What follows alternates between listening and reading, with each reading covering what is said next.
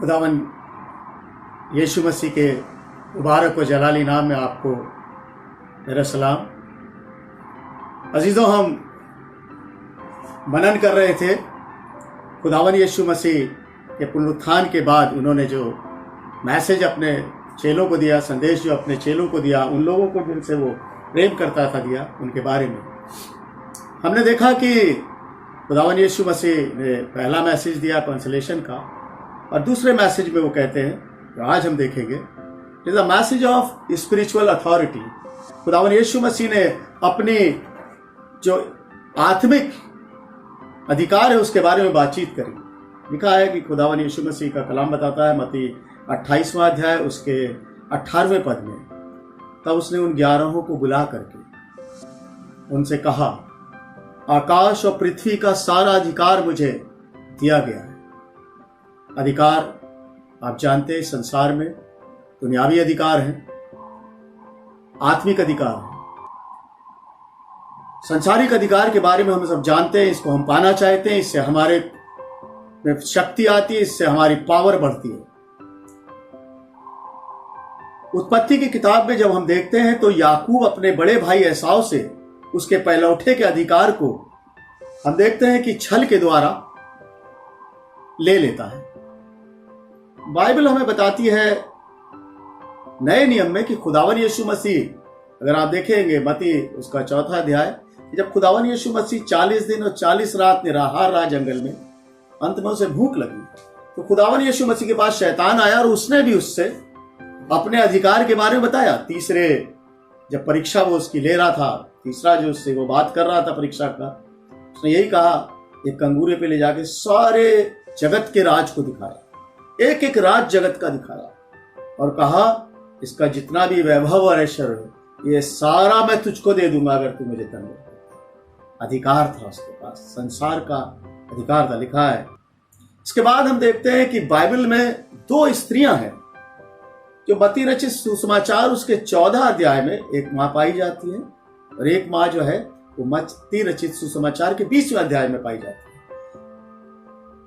हम 20वें वाले जो जब्दी के पुत्र की माता है उसकी बात कर रहे हैं। तब लिखा है जब्दी के पुत्रों की माता यीशु मसीह के पास आई और उससे कहने लगी कि मेरी एक विनती है तुझसे कि जब तू अपने बाप की बादशाहत में आए तो मैं ये चाहती हूं कि मेरा एक बेटा तेरे दाहिने हाथ पे बैठे परमेश्वर के और दूसरा बाएं हाथ पे। खुदावन यीशु मसीह ने बहुत बैलेंस उसको उत्तर दिया कि अपने खुदावन के दाएं और बाएं बैठाने का अधिकार मुझे नहीं, जिसको पिता चाहता है उसे करता है।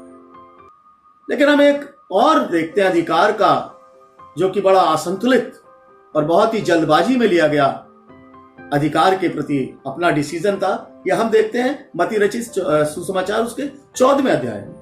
14वें अध्याय में यह बता रहे हैं कि हेरोदेस का जन्मदिन था और हेरोदियास जो हेरोदेस के भाई की पत्नी थी, उसकी बेटी ने वहां पे नाच किया और इससे राजा खुश हुआ। जब राजा खुश हुआ तो वो इतना ज्यादा एक्साइटेड हो गया, इतना ज्यादा वो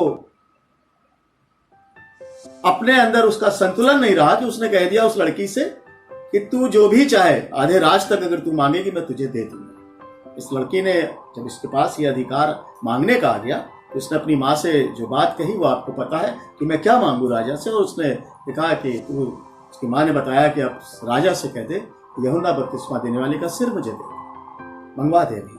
और बाकी बाद में क्या हुआ ये सब आपको पता है। यह अधिकार का, शक्ति का एक बहुत बड़ा दुरुपयोग हुआ कि एक भविष्यद्वक्ता जिसे लोग भविष्यद्वक्ता मानते थे, जो एक नबी था, वो चला गया इस संसार से। आज लेकिन हम जिस अधिकार की बात करने जा रहे हैं जो खुदावन यीशु मसीह ने कही है, वो आत्मिक अधिकार के बारे में बात कर रहा है। अगर आप देखें 16वें अध्याय में मत्ती के, तो उसमें यीशु मसीह अपने चेलों से बात कर रहा है कि लोग मुझे क्या कहते हैं। और जब पतरस से उससे पूछा तो पतरस ने एक बहुत अच्छा उत्तर दिया। पतरस ने उससे कहा कि तू जीवते परमेश्वर का पुत्र मसीह है।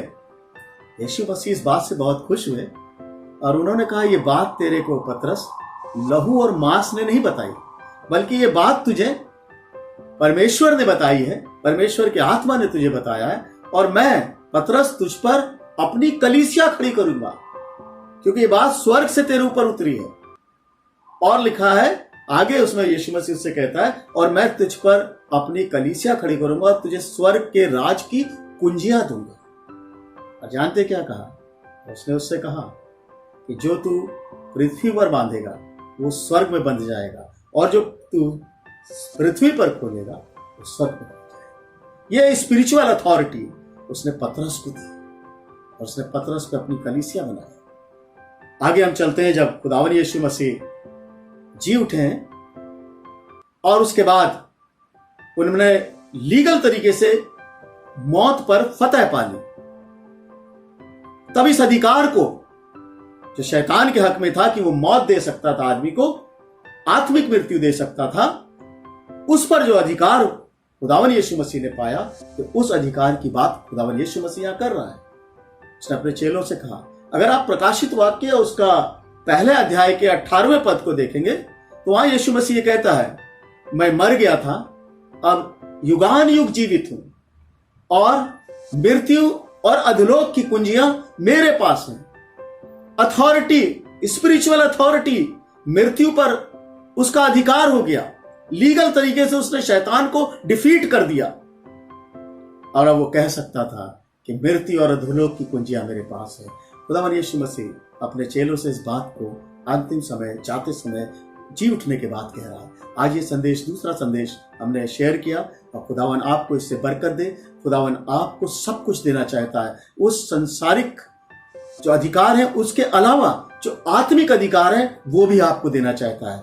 वो आपको उद्धार देना चाहता है, वो आपको अनंत जीवन देना चाहता है, वो आपको अपने पास हमेशा उस स्वर्ग के राज में रखना चाहता है, जहां कभी मृत्यु नहीं होगी, जहां कभी कोई दुख नहीं होगा। ऐसी चीजें खुदावन यीशु मसीह ने इस सलीब पर जाकर के हमारे लिए करी, और जी उठने के बाद ये संदेश हमें दिया। हम इस संदेश से लाभान्वित हो। खुदा हम सबको आशीष दे, हमारे परिवारों को आशीष दे। जय मसीह। Praise the Lord.